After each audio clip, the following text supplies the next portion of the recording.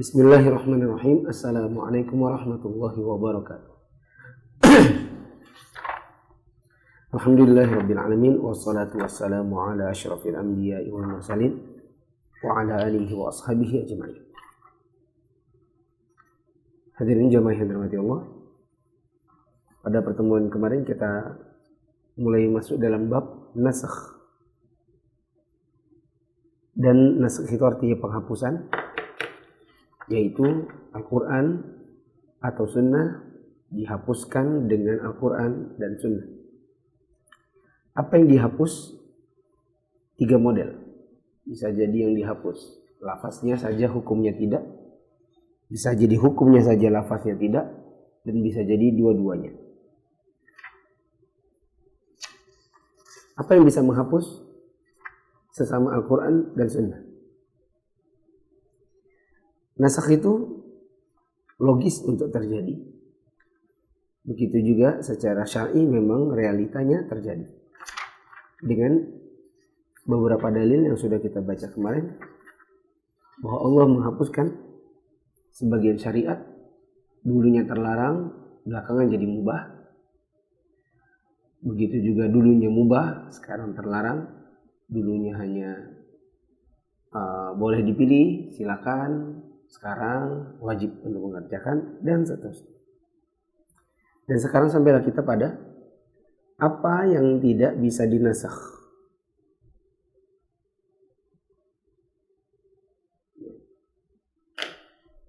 Kata Syekh Muhammad bin Shalih Al-Utsaimin dalam Al-Usul bin Al-Usul, ma yamtani'u naskhuhu, dalil-dalil yang tidak bisa dinasakh. Apa yang tidak bisa dinasakh? Al-Quran dan Sunnah yang mana yang tidak bisa dinasakh? Yang tidak mungkin ada penghapusan.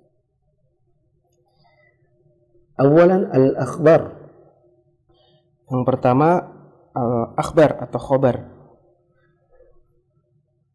Khobar atau kabar alias berita. Berita dalam Al-Quran dan Sunnah tidak mungkin dihapus. Kalau dihapus gimana? Berarti klarifikasi dong. Emangnya akhir zaman klarifikasi diralat gak jadi. Ini kalau berita diklarifikasi, berarti ada inkonsistensi di situ. Kalau dia manusia, ya itu lazim, di mana dia memiliki pengetahuan yang setelah itu diketahui ternyata pengetahuan itu salah. Masa iya Allah begitu? Dan mana mungkin Nabi begitu? Kenapa? Karena Nabi sendiri tidak ada yang keluar dari lisan beliau kecuali wahyu. Nah, lian naskha mahalluhu al-hukm. Karena nasakh tempatnya adalah dalam masalah hukum. Wa lianna naskha ahadil khabarain yastalzimu an yakuna ahaduhuma kadhiba. Dan karena menasakh salah satu di antara 2 khobar, berarti melazimkan bahwa salah satu di antara kedua khobar tersebut adalah dusta. Seperti kabar terjadi dukhan, hari kiamat besar terjadi dan lain-lain yang dikabarkan oleh sebagian dai, kemudian ada penghapusnya dengan video klarifikasi, itu menunjukkan bahwa salah satu dari 2 kabarnya itu adalah kabar dusta. Nah, kalau dia tidak sengaja, maka tidak mengapa. Tapi kalau dia sengaja dan menyebar-nyebarkannya, maka ini menjadi kedustaan yang disebarkan di dalam dakwah. Dan itu tidak mungkin terjadi apabila di dalam nas, apabila ada di dalam Al-Quran dan Sunnah. Wal kadhibu mustahil fi akhbarillahi wa rasuli. Dan kedustaan adalah suatu hal yang mustahil bagi khobar dari Allah dan Rasulnya. Mungkin Allah dan Rasulnya berdusta. Sedangkan manusia sangat mungkin. Allahumma illa ayyakuna al-hukmu ata bi suratil khabar fala yamtani'u naskhuhu. Kecuali apabila hukum tersebut datang dalam bentuk khobar, maka tidak mustahil untuk dinasakh. Kecuali ada hukum yang datangnya dalam bentuk kabar. Dan kita sudah pelajari waktu khobar dan insya. Ada sebagian khobar yang maksudnya bukan khobar tapi perintah. Maka kalau ada kabar yang isinya misalnya perintah, atau kabar ini seolah-olah kabar tapi isinya insya, maka ini masih mungkin untuk dihapuskan, tidak mustahil. Kaqaulihi ta'ala, sebagaimana firman Allah Ta'ala, contohnya, bukan sebagaimana. Sebagaimana itu dengan misalnya beda. Ya. Misalnya, iyyakum minkum 'ashruna sabiruna yaghlibu mi'atain. Jika ada 20 orang yang sabar di antaramu, niscaya mereka akan dapat mengalahkan 200 orang musuh. Ya, ini ayat tentang ayat musabarah. Disebut dengan ayat kesabaran di dalam medan perang dan larangan untuk lari dari medan perang. Apa ketentuannya? Iyyakum minkum 'ashrun sabirun yaghlibu mi'atain. 20 orang bersabar untuk mengalahkan 200 musuh. Berarti perbandingannya 1:10. Jadi nggak boleh lari dari medan perang. Ya, meskipun 1:10 dan ini berat. Dan ini datangnya bentuk yaghlibu mi'atain, seperti kabar mereka mengalahkan 200 musuh. Ini seolah-olah pengabaran, padahal maksudnya adalah perintah untuk larangan untuk lari dari medan perang. Al-ayah. Fa inna hadza khabarun ma'nahu al-amr. Maka sesungguhnya ayat ini adalah khabar yang maknanya adalah perintah. Ini kabar tapi maknanya perintah.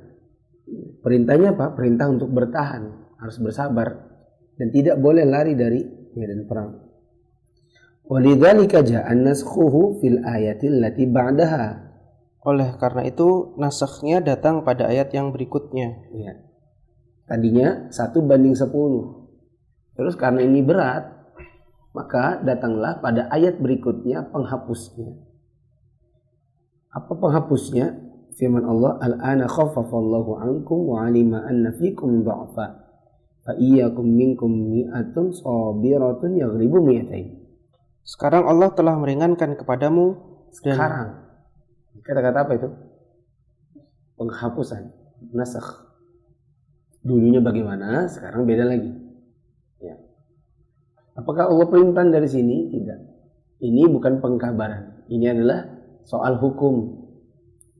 Hukumnya apa? Tadi hukumnya untuk wajibnya bersabar di medan perang bila 1:10. Karena Allah tahu ada kelemahan, maka Allah ganti. Coba dibaca tadi. Sekarang Allah telah meringankan kepadamu dan Dia telah mengetahui bahwa padamu ada kelemahan. Maka jika ada di antaramu 100 orang yang sabar, niscaya mereka akan dapat mengalahkan 200 orang kafir. Ya, sekarang tinggal 1:2. Oh, mana yang dulunya 1:10.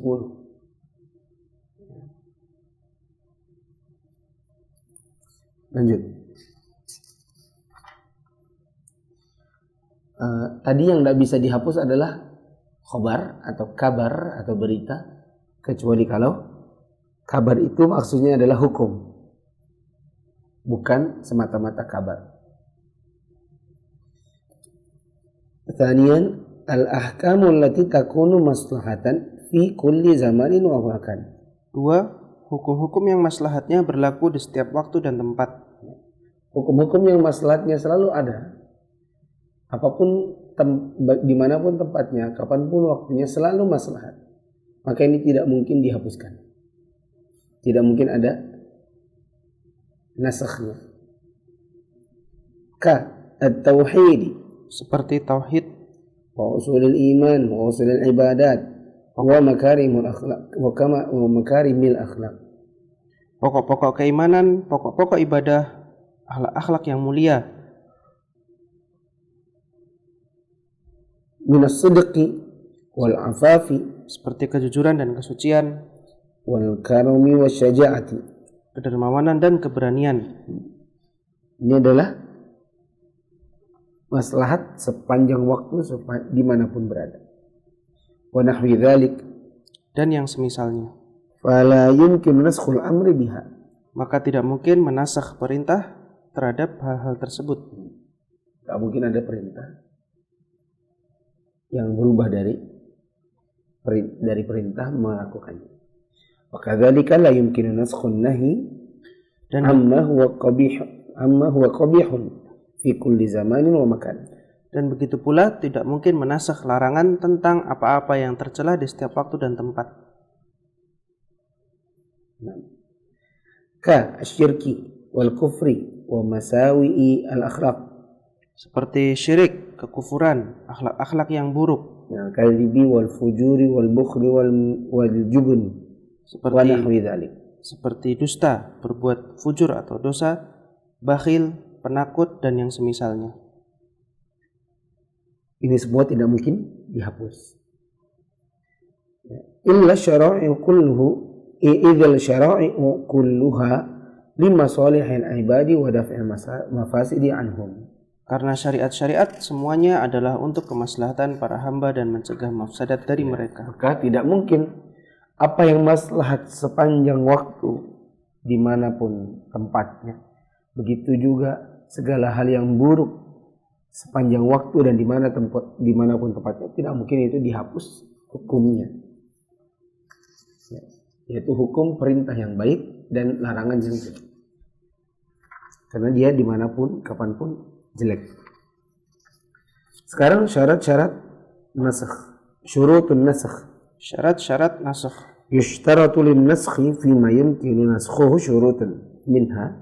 Disyaratkan dalam menasakh apa yang mungkin untuk dinasakh dengan syarat-syarat diantaranya. Ada syarat-syarat nasakh. Awalan, ta'adzurul jam'i bainad dalilain. Satu, tidak mungkinnya dilakukan jamak atau penggabungan makna antara kedua dalil. Fa in amkana al-jam'u fala naskha. Apabila memungkinkan untuk dijamak, maka tidak boleh dinasakh. Fa li imkanil 'amali bi kullin minhuma. Karena memungkinkannya untuk beramal dengan kedua dalil tersebut. Apa syarat bisanya nasakh? Pertama, bila dua dalil yang menghapus dan yang dihapus itu dua-duanya tidak mungkin digabung. Nggak mungkin ada penggabungan. Tapi kalau masih bisa digabung, maka digabung dulu. Karena dengan menggabungkan berarti mengamalkan semua dalil. Contoh.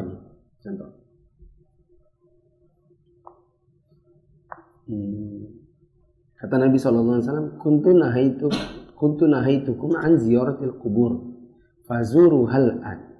Dulu aku larang kalian pergi ke kubur. Sekarang silakan ziarahi kubur. Apa yang dihapus? Jawabannya larangan larangan pergi ke kubur. Kayak apa tuh? Menggabungkan antara larangan ke kubur sama perintah kubur.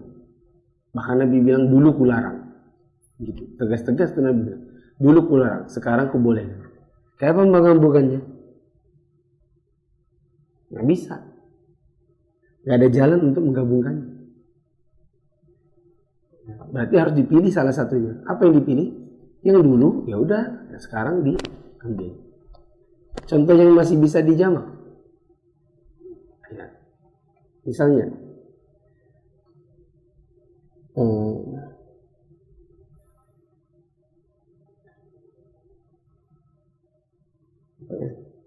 banyak sebenarnya. Contoh yang masih bisa dijamak adalah Nabi SAW mengatakan ketika ditanya oleh seseorang, bagaimana kalau seandainya seseorang berwudu lalu menyentuh kemaluannya? Maka Nabi SAW mengatakan, innahu bid'atun minka. Sebenarnya kemaluan itu seperti tubuhmu yang lain. Berarti seolah-olah Nabi bermaksud apa? Mengatakan tidak apa-apa, tidak usah wudu lagi, gitu kan? Sementara di kali yang lain Nabi bilang, man massa dzakarahu falyatawadda. Siapa yang menyentuh kemaluannya, maka dia hendaklah berwudu kembali. Apakah ada yang bisa dinasakh? Dua dalil ini apakah perlu untuk saling menghapus? Jawabannya tidak. Kenapa? Karena masih bisa digabungkan. Di satu waktu Nabi bilang tidak perlu berwudu, di waktu yang lain Nabi bilang berwudu. Cara gabungkannya gabungkan saja. Yang satu disuruh, yang satu diperintah.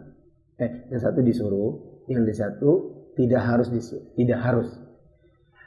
Kalau disuruh dan tidak harus, tengah-tengahnya apa? Sunnah aja. Sunnah saja, tidak wajib. Ya, kalau mau berwudu silakan. Kalau tidak mau berwudu, ya tidak berdosa. Ini sebagian ulama mengatakan demikian. Artinya masih bisa digabung. Jangan dibuang salah satunya. Karena nasakh itu artinya membuang salah satunya. Itu tidak? Gitu. Dan ada kaidah a'malud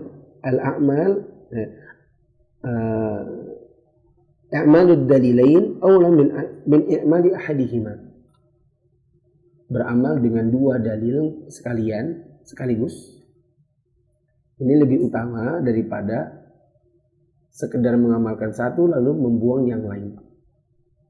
Kecuali kalau yang satu itu tidak sahih. Kalau tidak sahih tinggal dibuang aja. Yang tidak sahih amalkan yang sahih. Tapi kalau dua-duanya sahih gimana? Gitu. Jadi mana?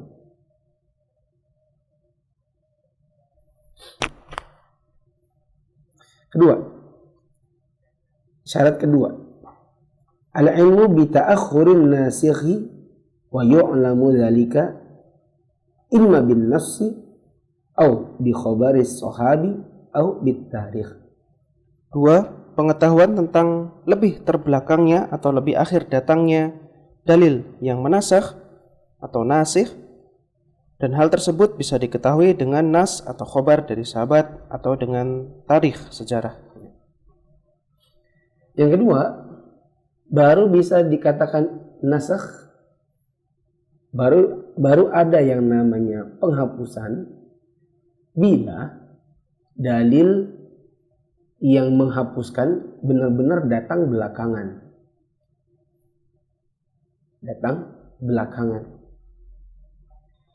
Cara tahunya dia datang belakangan gimana? Dengan tiga bentuk. Bisa jadi dengan nas, bisa jadi dengan khobar sahabat, bisa jadi dengan sejarah. Saya kasih contoh. Mumpung ingat. Nabi SAW pernah mengatakan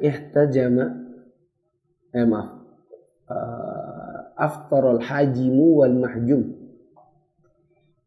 Yang membekam dan yang dibekam, dua-duanya batal puasanya. Ini jelas ya? Jelas atau tidak? Terus Nabi SAW dikabarkan ihtajaman nabiyyu wa huwa shaim. Nabi pernah berbekam padahal beliau puasa. Bingung udah antum? Nabi bilang apa tadi? Tadi Nabi bilang apa? Yang bekam dan yang dibekam batal. Terus Nabi perbuatannya apa? Bekam pada saat puasa. Berarti bagaimana?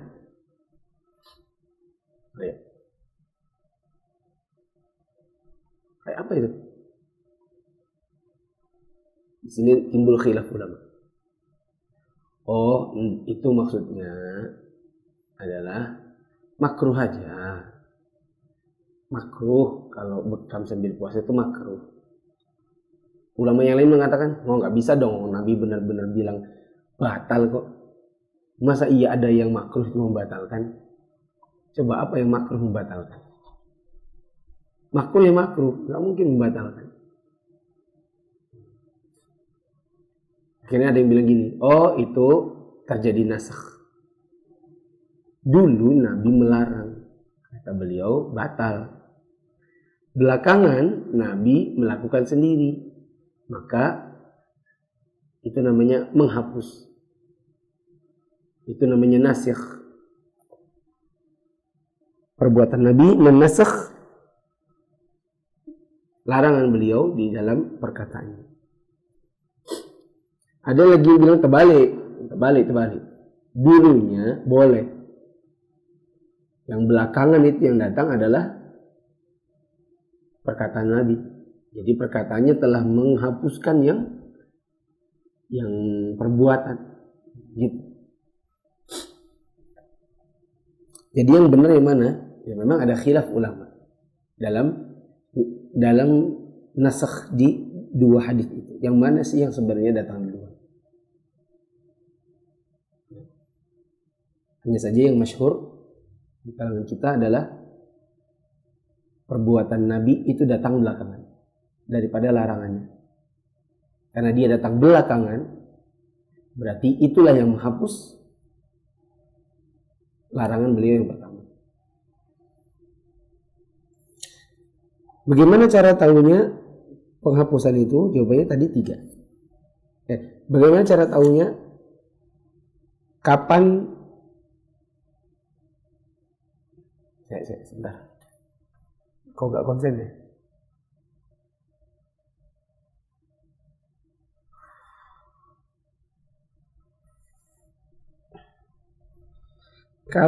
Bagaimana caranya kita tahu bahwa dalil yang penghapus adalah datang belakangan? Jawabannya ada 3. Dengan nas, dengan cerita sahabat, dengan sejarah. Mari kita lihat contohnya. Mithalu ma'ulima ta'akhurihi bin nas. Contoh yang diketahui lebih akhirnya yang menasakh dengan nas. Contohnya, kuntu adzintu lakum fil istimta'i. Sabda Nabi SAW, dahulu aku mengizinkan kalian untuk nikah mut'ah dengan wanita. Wa inna Allah qad harrama dzalika ila yaumil qiyamah. Maka sesungguhnya Allah telah mengharamkannya sampai hari kiamat. Dulu aku izinkan kalian nikah mut'ah, kata Nabi. Tapi sekarang Allah telah mengharamkannya sampai hari kiamat. Ini nas yang ngomong. Ya. Apa nasnya? Nabi sendiri yang ngomong dalam satu rangkaian. Dulu gini, sekarang beda. Nah, ini nas. Berikutnya, mithalul ma'ulima bi khabar sahabi. Contoh yang diketahui dengan khabar sahabat. Qaulu Aisyah radhiyallahu anha, adalah perkataan Aisyah radhiyallahu anha, kana fi ma unzila minal qur'ani 10 radha'atin ma'lumatin yuharrimna thumma nusikhna bi 5 ma'lumat. Dahulu dalam apa yang diturunkan dari Al-Quran adalah 10 kali persusuan menjadikan mahram, kemudian dihapus menjadi 5 kali persusuan. Ya. Ini yang ngomong bukan Nabi, tapi siapa? Aisyah. Sahabat, istrinya Nabi. Nah, dulu 10 susuannya itu yang bisa memahramkan, sekarang 5 cukup. Siapa yang beritahu ini? Aisyah. Wa mithalu ma ulima bit tarikh qaluhu ta'ala. Contoh yang diketahui dengan tarikh adalah firman Allah Ta'ala. Tarikh kapan? Sejarah. Al-ana khaffafa Allahu ankum. Al-ayah. Sekarang Allah telah meringankan kepadamu. Faqauluhu al-an yadullu ala ta'akhuri hadzal hukm. Kata al-an atau yang artinya sekarang menunjukkan atas lebih akhirnya hukum tersebut. Lebih akhirnya hukum tersebut, lebih akhir datang. Karena ada kata sekarang. Diketahui dengan sejarahnya.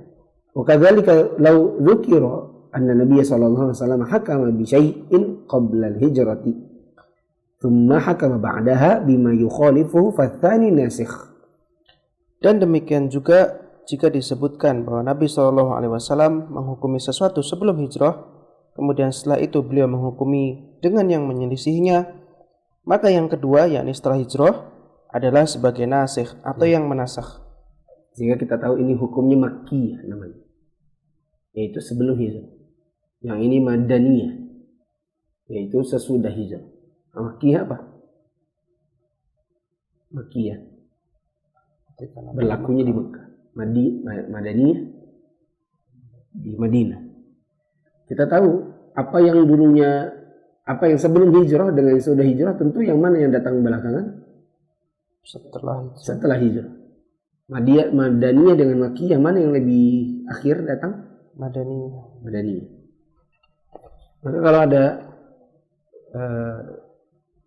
perubahan, Nabi dulu bagaimana waktu di Mekah, lalu berubah dengan sesuatu yang lain di Madinah, itu menunjukkan bahwa yang di Madinah adalah penghapus, karena dia datang belakangan. Syarat yang ketiga, ini saya agak kenceng nih untuk menyemangati ya, karena agak ngantuk lagi. Yuk, tangan kembang.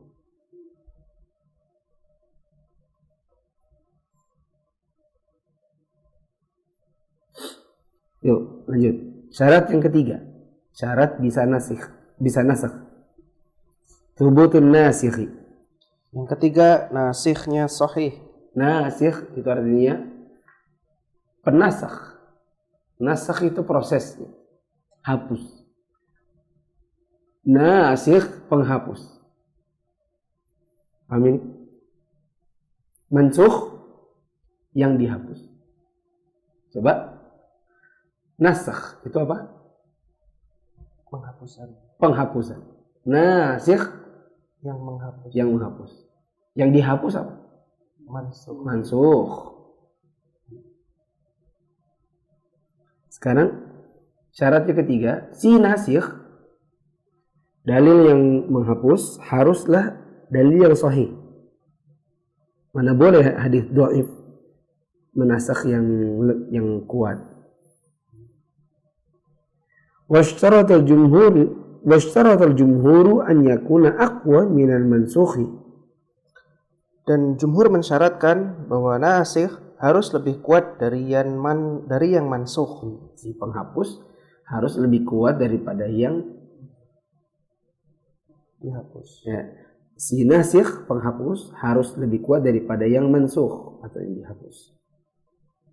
Fala yusakhul mutawatiru indahum bil ahadi. Atau ingkana thabitan, atau semisal atau sederajat dengannya. Sehingga menurut mereka dalil yang mutawatir tidak bisa dinasakh dengan dalil yang ahad. Sebagian ulama ada yang mempersyaratkan nasikh harus lebih kuat daripada mansukh. Dan dengan demikian sebagian ulama ada yang mengatakan kalau gitu dalil mutawatir tidak mungkin dinasakh oleh ahad. Mutawatir diketahui banyak orang. Ahad yang tahu paling 1, 2 atau 3 yang meriwayatkannya. Mana mungkin yang cuma diketahui segelintir orang itu pun masih ragu-ragu, kata sebagian ulama. Bisa memansukh, bisa menasakh yang sudah jelas-jelas diketahui orang banyak. Kayak gini nah. Kayak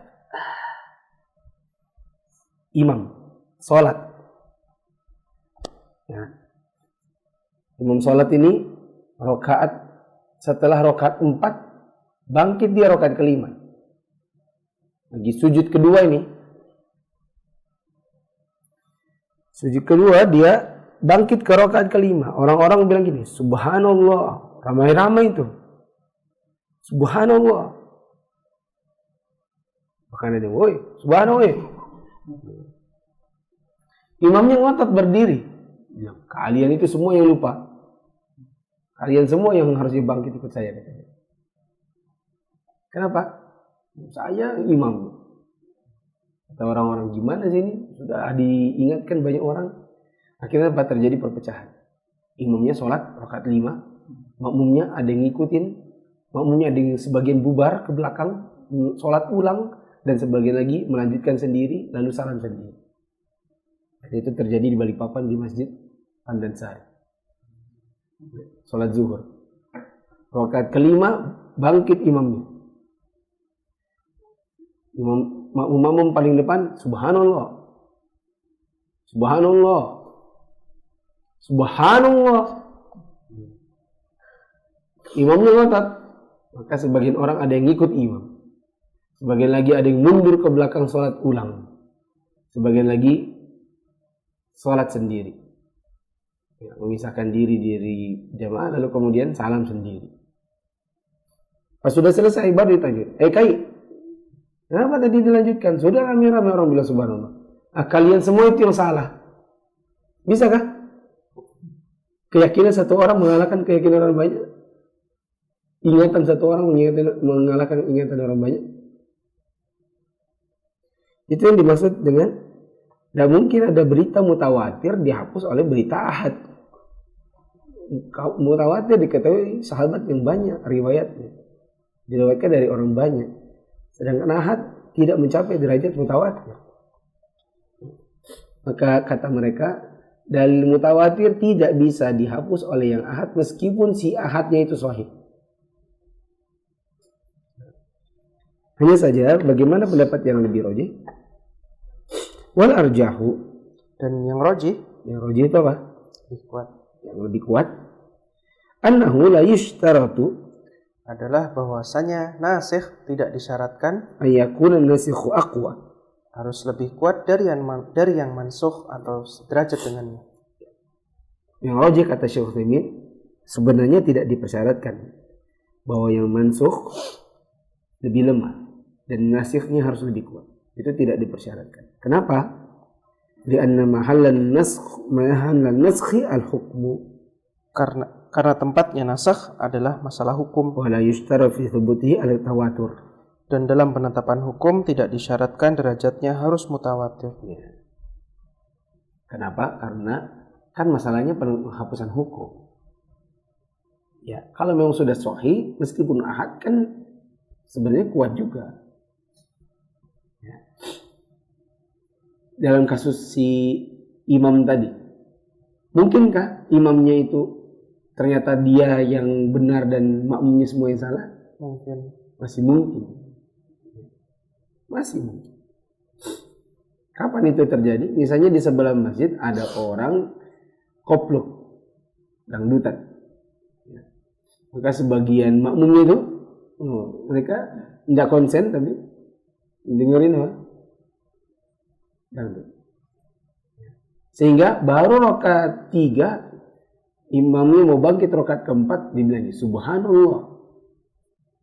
Subhanallah. Imamnya tetap, aku ini rakaat keempat, aku ingat betul. Aku rakaat 1 baca inna a'tayna. Rakaat 2 aku baca kulhu. Rakaat jadi tidak baca apa-apa. Ini baru rakaat keempat ini sekarang. Ya. Kalian itu mentang-mentang dangdut yang cepat-cepat selesai. Ya selesai imamnya bangkit. Loh, kenapa kalian ini semua tadi? Salah kayak ini. Kalian itu yang salah katanya. Kalian kepalanya di lapangan katanya. Adalah masjid.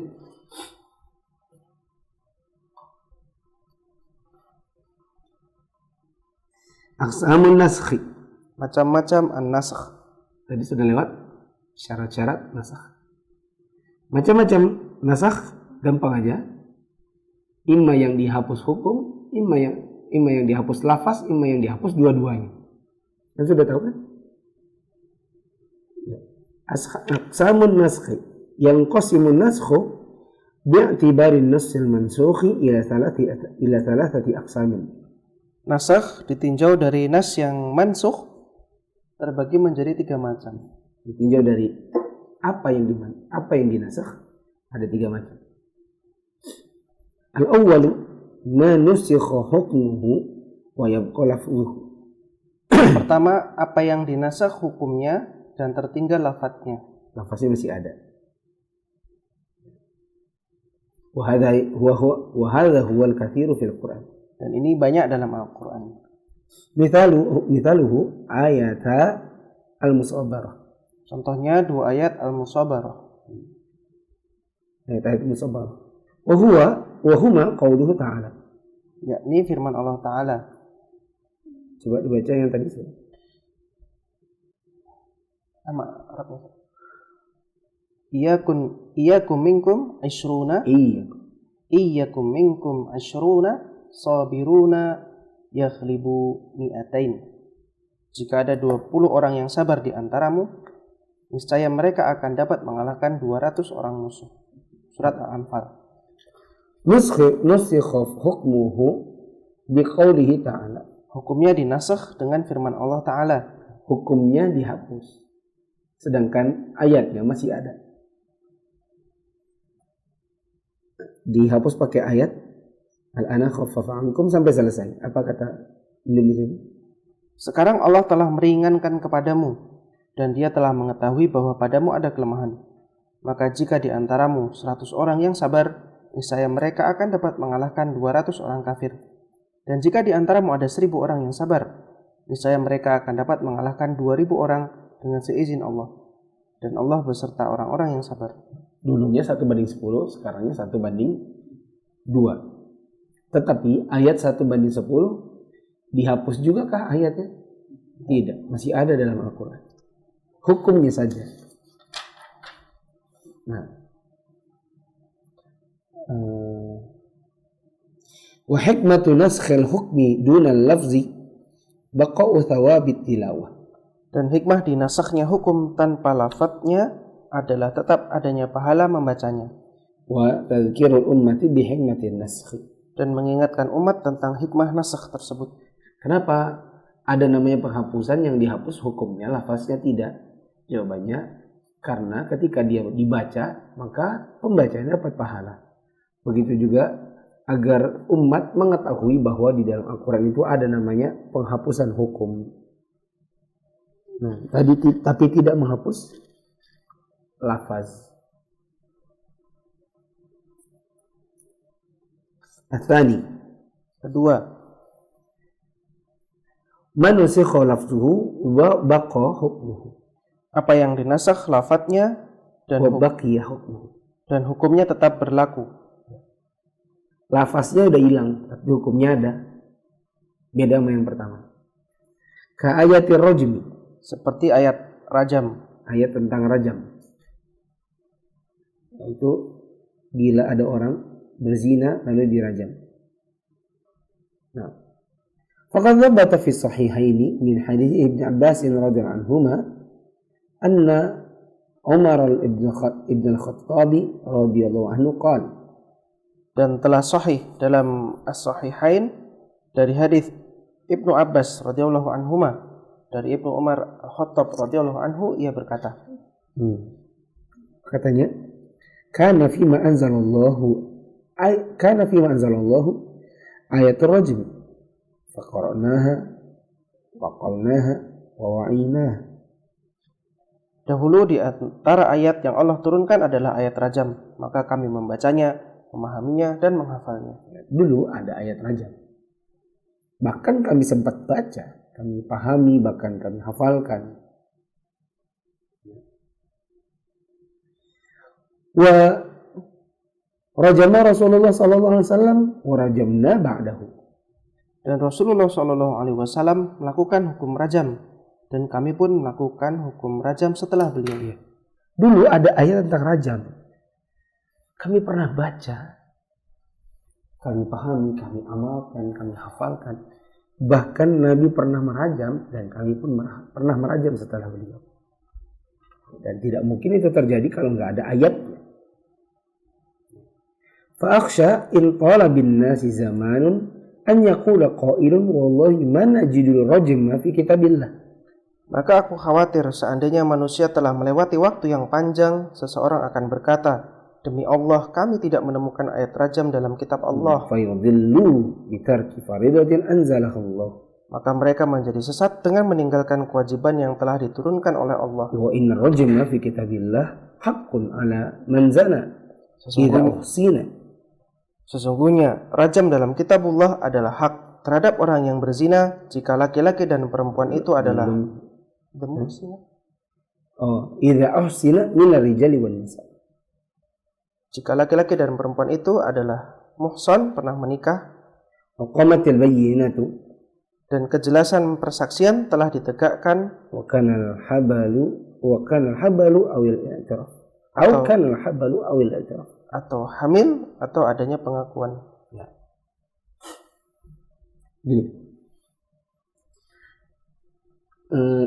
Dulu ada ayat tentang rajam, kami hafal, baca, kami praktekkan, dan aku sekarang khawatir kalau seandainya nanti berlalu waktu yang sudah panjang, akhirnya ada orang yang ngomong begini, di dalam Al-Quran nggak ada tuh ayat tentang rajam.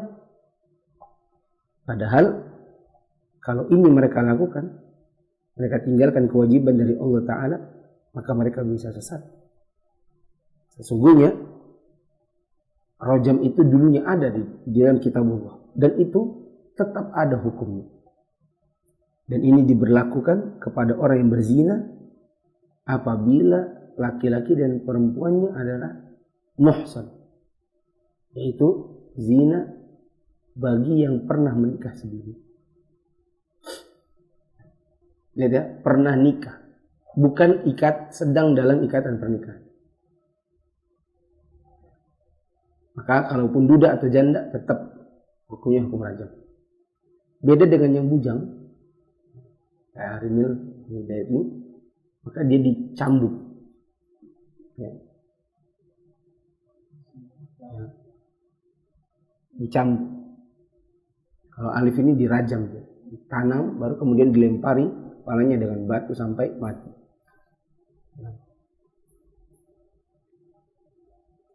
Bagaimana mereka mungkin untuk bisa dirajam? Jawabannya tadi, bila mereka muhsan alias pernah nikah, begitu juga sudah ada kesaksian dari 4 orang laki-laki yang adil, atau memang ada hamil. Nah, ini belum pernah nikah tapi kok hamil. Begitu juga bila mereka ngaku sendiri. Ya, seperti perempuan yang datang kepada Nabi dan minta dirajam. Dia sendiri yang ngaku.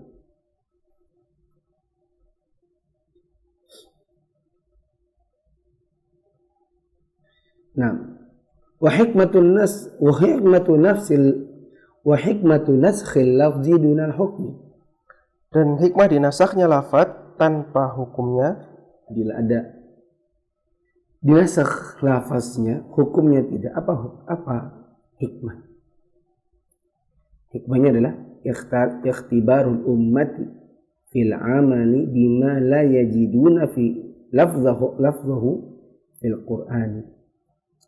Adalah sebagai ujian bagi umat dalam mengamalkan apa yang mereka tidak mendapatkan lafadznya dalam Al-Quran. Wa tahqiqu imanihim, dan menguatkan iman mereka bima anzalallahu ta'ala, terhadap apa yang diturunkan Allah Ta'ala, ala aks halil yahudi alladzina hawalu, kebalikan dari keadaan orang Yahudi yang berusaha menyembunyikan wa katama nasar rajmi fi Taurat, menyembunyikan nas rajam dalam Taurat. Hikmahnya adalah sebagai ujian. Kira-kira orang beriman mau nggak tetap mengamalkan ayat rajam meskipun mereka tidak dapat di Quran? Ya. Atau bukan cuma rajam, intinya bila ada satu hukum mereka tidak temukan di Al-Quran, tapi itu ada pada nas yang lain seperti dalam hadis atau dikabarkan oleh sahabat. Begitu juga dalam rangka untuk membedakan diri dengan orang Yahudi. Jadi orang Yahudi itu suka menghilangkan ayat rajam di dalam Taurat karena mereka suka berzina. Jadi mereka kalau baca Taurat maka ayat rajam itu dilangkahi atau ditutupi pakai tangannya supaya tidak dibaca.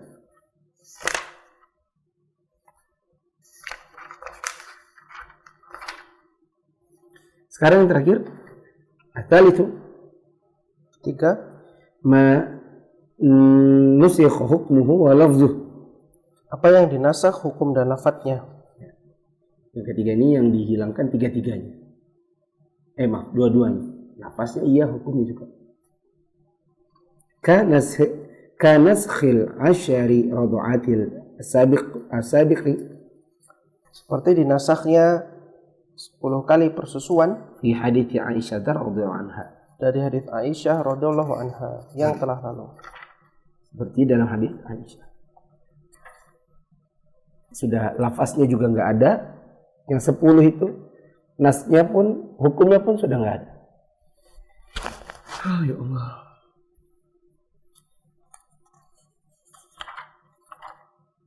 Sudah dulu ya. Kita ulang. Ulang nih dari atas nih.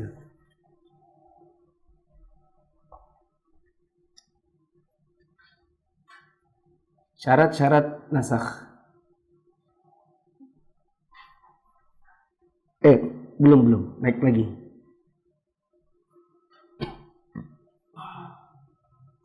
Apa yang tidak mungkin dinasakh? 1, naik dulu. Apa yang tidak bisa dinasakh? Pertama, kabar. Teman-teman yang di studio. Apa yang pertama? Kabar. Kenapa kabar tidak bisa dinasakh?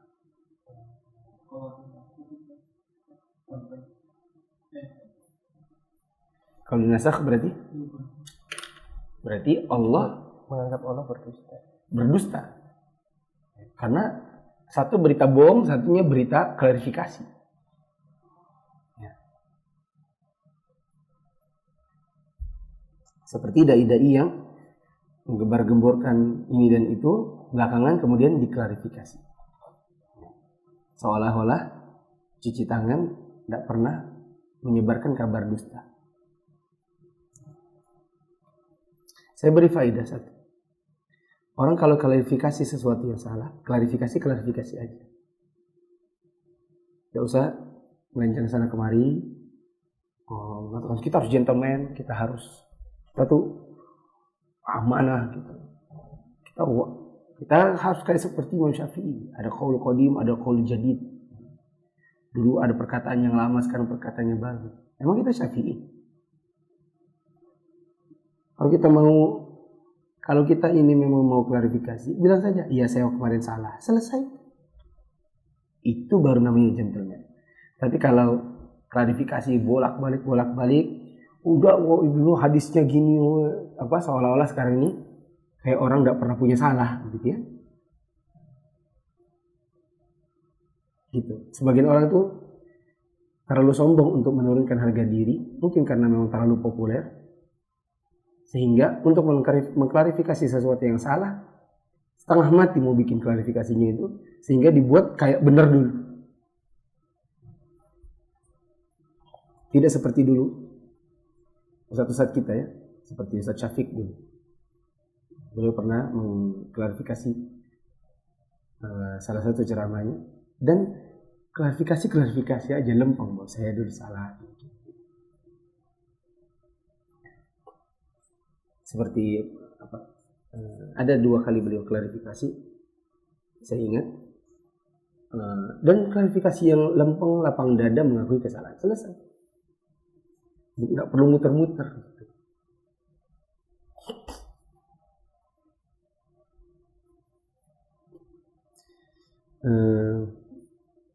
Kenapa tidak mungkin ada kabar dalam Al-Quran Sunnah di nasakh? Karena melazimkan berarti Allah pernah berdusta. Kecuali kalau kabar itu datang dalam bentuk perintah atau larangan. Maksudnya bukan bentuknya bentuk kabar, tapi maksudnya adalah insya. Dan kita sudah lewati itu tentang perintah dan larangan. Contohnya apa?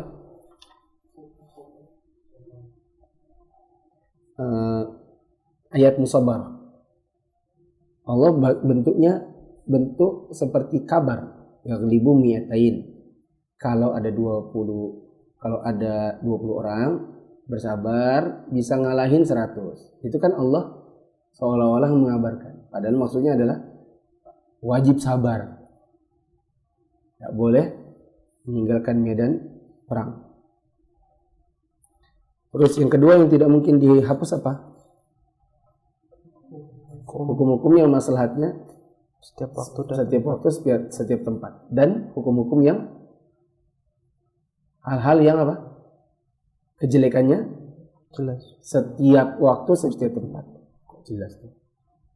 Ada di mana tuh? Oh iya, Ustaz. Halaman berikutnya nih. Tercela di setiap waktu dan tempat.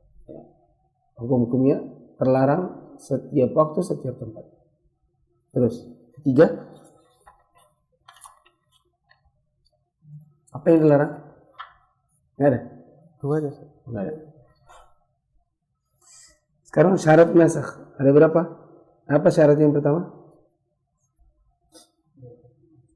Nasikh mansukhnya tidak mungkin digabung. Yang kedua, nasikhnya datang belakangan. Ketiga, nasikhnya Sahih. lebih kuat. Tapi itu sebenarnya yang benar tidak Syaratkan. dipersyaratkan. Selama memang Sahih. sahih. Bagaimana caranya kita tahu nasikh datang belakangan? Ada berapa cara? Tiga. Caranya tahu nasikh datang belakangan ada berapa? Tiga. Pertama, Hukum kelewatan sudah. Ya. Pertama dengan nas. Yang kedua dengan kabar sahabat. Ketiga dengan sejarah. Tadi sengaja tak lewatin. Itu masih di nomor 2 tadi. Bukan nomor 3. Bukan di dan ketiga kan. Sudah kita lewatin dengan nomor 3. Terus ditinjau dari mansukh ada berapa pembagian nasakh? 3. Apa saja? Dinas, Nasakh. hukumnya, lafad. Apa jelas? Dinasakh. Apa yang dinasakh? Hukumnya, lafadnya masih ada. Nasakh hukum saja. Yang kedua, nasakh lafaz saja. Hukum. Yang ketiga, Lafad. nasakh lafaz dan hukum. Sampai di situ tadi? Ya.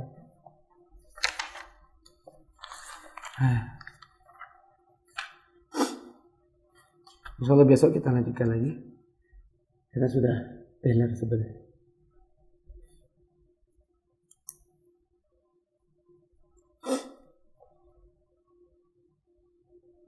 Teler malam nggak bisa tidur, tangan kemeng-kemeng.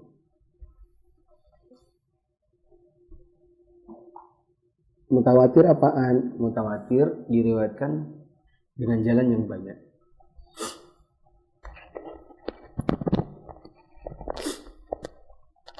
Mansukh tadi apa ya? Mansukh itu yang dihapus. Nasikh yang menghapus. Nasakh penghapusan.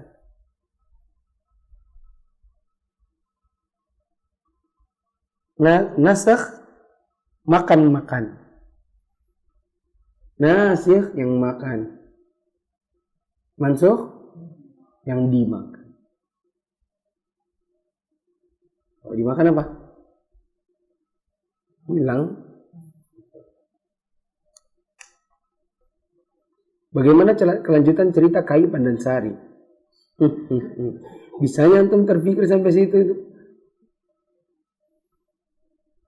Jadi ceritanya, kelanjutannya adalah makmum ini terpecah belah menjadi 3. Sebagian makmum marah-marah dan akhirnya mundur ke belakang. Lalu sholat ulang. Sebagian makmum lagi ikut sama si kaitnya tapi tetap marah-marah. Dan sebagian lagi adalah yang marah-marah tapi sholat sendiri dan salam sendiri. Menurut antum dari 3 itu yang mana yang benar?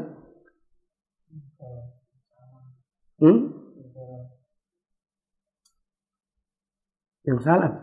Berarti tidak ikut imam. Nabi SAW mengatakan, "Idza kabbar fakabbir." Kalau dia takbir maka takbir. Ya. Innama ju'ilal imamu li'tamma bi. Imam itu dijadikan untuk diikuti.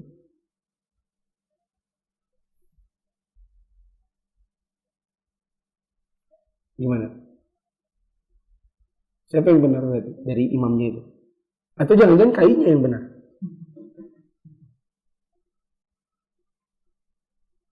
Hah? Siapa yang benar? Yang salah. Kenapa?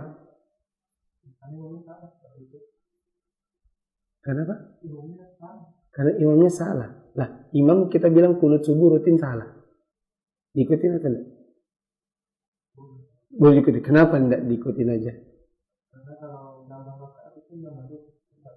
Kalau nambah rokat nambah?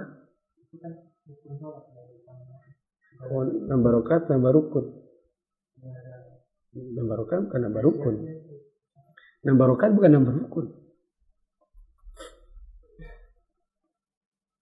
Karena nambah rokat itu membatalkan sholat. Jadi yang benar yang mana? Yang salam sendiri, memisahkan diri. Kenapa nggak ngikut? Karena kalau dia ngikut batal sholatnya. Karena dia tahu bahwa itu menambah rokat. Dan sholat zuhur 5 rakaat batal. Kalau yang mundur ke belakang membatalkan sambil ngamuk-ngamuk, mundur ke belakang lalu sholat sendiri dari awal, bagaimana? Rugi. Salah dia. Nah, kenapa dia rugi? Saya yakin sholatnya yang kedua pasti tidak khusyuk. Cekil. Cepat tahu tadi. Cengkirnya. Gak ada lagi Al-Fatihah, takbir. Tidak ada. Cengkil semua rasanya. Lamanya aku sudah tadi sholat. Apalagi kalau kayaknya itu sholatnya lama. Lamanya tadi sudah sholat, sekalinya batal lagi.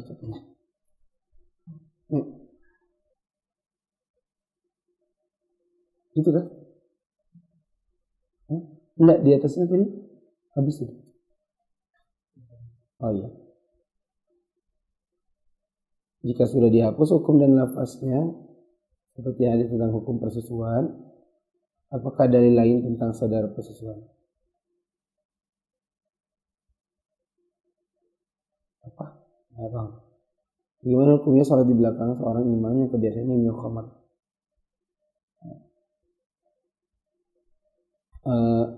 Tentang orang yang minum khamar berarti orangnya fasik. Apa hukum keimaman orang yang fasik? Di sini ada khilaf di antara para ulama dan yang lebih tepat wallahu alam, selama kefasikannya belum sampai membuat dia keluar dari Islam, maka sholat di belakangnya tetap sah. Sholat di belakangnya tetap sah. Dalilnya adalah perbuatan para sahabat yang sebagiannya berdiri di belakang imam-imam yang mujrim. Imam-imam yang sadis bengis seperti Hajjaj bin Yusuf. Para tabi'in banyak yang sholat di belakang dan mereka tidak menganggapnya kafir. Meskipun sebagian dari tabi'in itu ada yang mengatakan dia kafir. Begitu juga perbuatan sebagian sahabat Nabi yang sholat di belakang imam yang salah, seperti perbuatan Ibnu Mas'ud yang diingkari melakukan kebid'ahan yang dilakukan oleh Marwan bin Hakam, yang mengganti urutan id. Dia khutbah dulu baru sholat. Ketika itu ditarik oleh Ibnu Mas'ud, kenapa? Ngapain? Saya mau khutbah dulu. Diingkari oleh Ibnu Mas'ud, tapi dia tetap kekeh, pokoknya mau khutbah dulu, seperti sholat Jumat. Padahal harusnya sholat dulu. Apa Ustaz, apakah bisa diulang contoh macam-macam nasakh yang kedua yang di nasakh lafaznya hukumnya masih ada, di apa?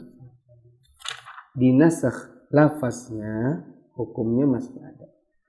Contohnya tadi ayat rajam bagi yang berzina dan dia pernah menikah, maka dia dirajam.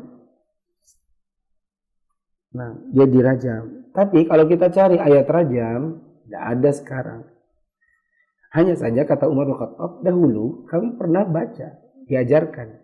Tapi setelah itu memang dinasakh. Kami hafal makan ayatnya. Bahkan kami praktekkan, Nabi pun praktekkan. Sekarang lafaznya sudah tidak ada, tapi hukum tetap ada.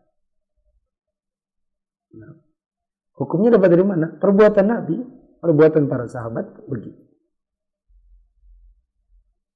Ustaz, bukankah kita wajib ikuti imam karena jelas dalilnya? Iya, kita ikuti imam bila tidak batal. Nah, bila imamnya batal, maka tidak boleh diikuti. Misalnya imamnya ngomong, Allahu Akbar, terus dia ngomong di mic-nya, jamaah, tadi kayaknya saya sudah kentut kayaknya. Tapi aku lanjutkan aja ya, capek aku ke belakang. Nah, lanjut dia, antum mau salat di belakangnya? Tidak, padahal imam wajib diikuti. Nah, kenapa tidak ikuti? Salatnya batal. Bagaimana antum bermakmum pada orang batal? Dan keyakinan kita adalah siap kalau dia ingat betul bahwa ini imamnya salah menambah rakaat, berarti kan dia dalam posisi tahu imamnya batal. Mengikutinya membatalkan diri. Membatalkan salat. Bagaimana mereka tahu mana yang salah, mana yang benar kalau mereka merasa benar semua? Masih cerita Kai Pandan Sari. Apa sih? Bagaimana mereka mau tahu mana yang salah, mana yang benar? Secara keumuman, orang yang tahu salah dan itu ramai, tidak mungkin dia kalahkan keyakinan satu orang, kan gitu. Apa itu nikah mut'ah? Nikahnya Syiah, nikah kontrak. Nikahnya misalnya hanya dengan mahar kalau 3 bulan 3 juta. Nanti setelah 3 bulan cerai. Itu namanya nikah kontrak. Mana itu?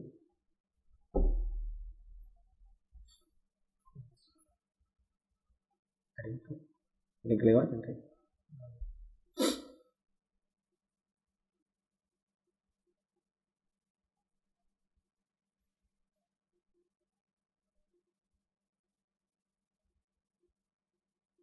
Ustaz, mengenai hukum menikahi wanita ahli kitab, apakah termansuh? Jawabannya tidak ada yang bilang itu mansuh. Tidak ada yang bilang itu mansuh. Sampai hari kiamat, menikah dengan ahli kitab, hukumnya adalah boleh apabila yang ahli kitab adalah perempuannya dan si perempuan ini menjaga dirinya dari perzinahan.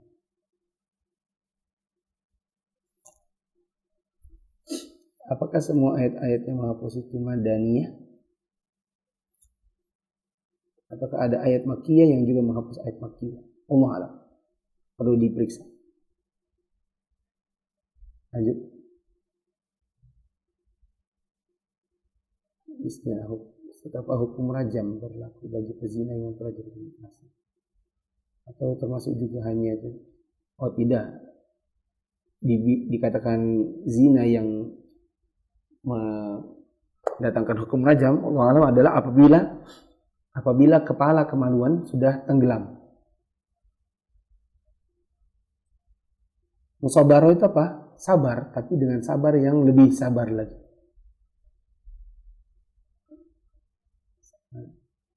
Sabar dan berusaha untuk menahan diri dan bersabar. Bukan cuma sekedar sabar. Itu namanya musabarah. Ustaz, apakah khabar insya juga kemungkinan dinasakh juga? Mungkin. Karena insya kan hukum, perintah dan larangan, kandungannya hukum.